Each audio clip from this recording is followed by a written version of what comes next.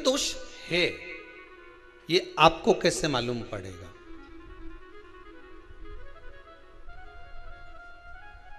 पितृ भूखे हैं, इसका तो वर्णन हमने पहले कर दिया कि रात्रि को जब आप सोने के बाद में 1-1.5 घंटे बाद अगर आपकी नींद खुल जाए, 1 घंटा 1.5 घंटा आप सो लिए, उसके बाद जो नींद खुली तो 1-1.5 घंटे तक अगर आपको नींद नहीं आ रही है, रात्रि को सोने के बाद में 1 घंटे बाद जब उठे तो आपको प्यास लग गई, भूख लगने लगी, प्यास लगने लगी कि मेरे को पानी पीना पड़ेगा। 1-1.5 घंटे सोने के बाद अचानक नींद खुले और आपको प्यास लगे, समझ लेना आपके पितृ भूखे हैं और प्यास है।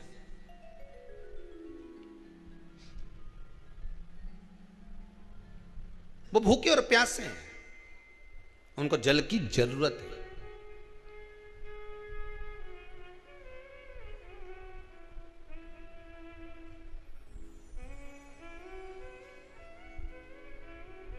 किसी भी नदी में, सरोवर में, कुंड में, बावड़ी में, तालाब में, आप तीर्थ में जाकर जब स्नान करते हैं तो स्नान करने के बाद एक काम का नियम बना लो कि अपने हाथ की अंजलि में जल लेकर अपने पूर्वजों को देना।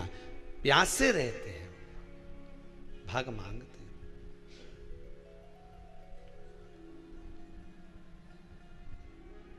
पितरों के तुल्य हैं। नैमिषारण्य की कथा में भी कहा था 3 वृक्ष पितरों के तुल्य हैं। पहला पीपल, दूसरा बट वृक्ष, तीसरा बेलपत्र का वृक्ष। ये पितरों के तुल्य हैं। अगर आपको रात्रि में नींद नहीं आ रही है, ऐसा लगता है कि रात्रि को 1 घंटा 1.5 घंटा सोने के बाद कुछ गलत गलत विचार आने लगते हैं, नींद सुबह 3 बजे तक 4 बजे तक नहीं आती, 4 बजे के बाद फिर नींद आती है, तो एक प्रैक्टिकल जरूर कर कर देखना। एक प्रैक्टिकल करने में क्या जाता है, प्रयास करने में क्या कुछ जाता है क्या? प्रैक्टिकल कर कर देखना कि कहीं सियोर वाला महाराज झूठ तो नहीं बोल रहा, तो प्रैक्टिकल करने में कुछ नहीं जाए। 1 लोटा पानी लो, उसमें थोड़ा सा कच्चा दूध डाल लीजिए, श्राद्ध पक्ष चल रहा है, बेलपत्री का पेड़ या पीपल का पेड़ या बट का पेड़, इन पेड़ के नीचे ले जाकर उस दूध को दोपहर में सुबह 10 बजे से लेकर 12 बजे के बीच में ले जाकर चढ़ा दीजिए। रात्रि को फिर ना आपको प्यास लगेगी, ना भूख लगेगी, नींद एक बार लगी तो सुबह ही खुलेगी। प्रैक्टिकल करने में क्या जाता है?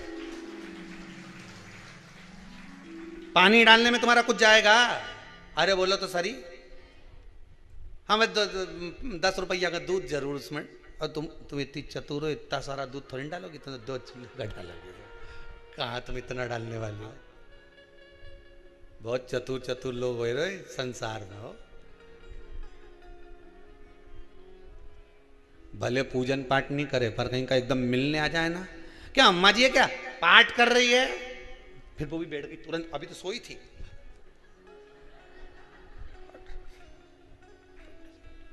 तुरंत। क्या पंडित जी हैं क्या, उनसे थोड़ा काम है, अभी माला जप रहे हैं, मालूम पड़े पंडित जी तो आराम से सेव फल खा रहे थे। अब प्लेट सोफा के नीचे घुसे तुरंत।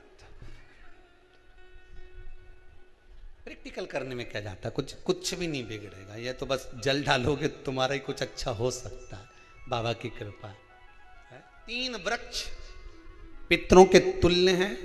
पहला जम के बोलिए पीपल, दूसरा बट वृक्ष, तीसरा बेलपत्री का वृक्ष। 3 पीपल के वृक्ष में 52,000 ब्राह्मण एक साथ निवास करते हैं, इसलिए पितृतुल्य है। बट वृक्ष ब्रह्मा जी के मस्तक से बना, इसलिए पितृतुल्य है। और बेलपत्री का वृक्ष माता पार्वती जी के अश्रु से बना।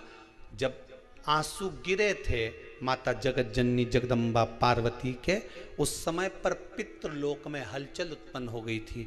हमारी नातिन की आंख में आंसू कैसे आ गए? मैनावती की पुत्री है, पितरों की नातिन, इसकी अश्रु कैसे गिर गए?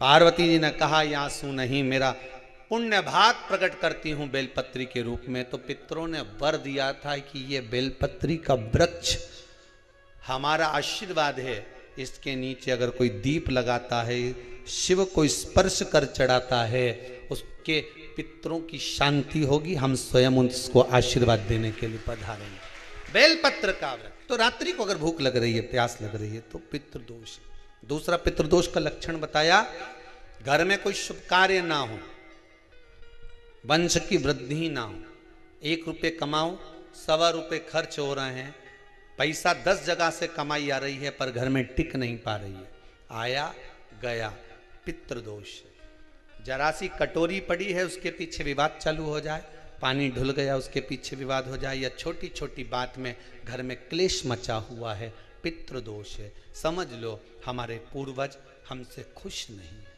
प्रसन्न नहीं। कोई कहता है गुरुजी श्राद्ध बड़े बेटे को करना चाहिए कि छोटे को करना चाहिए?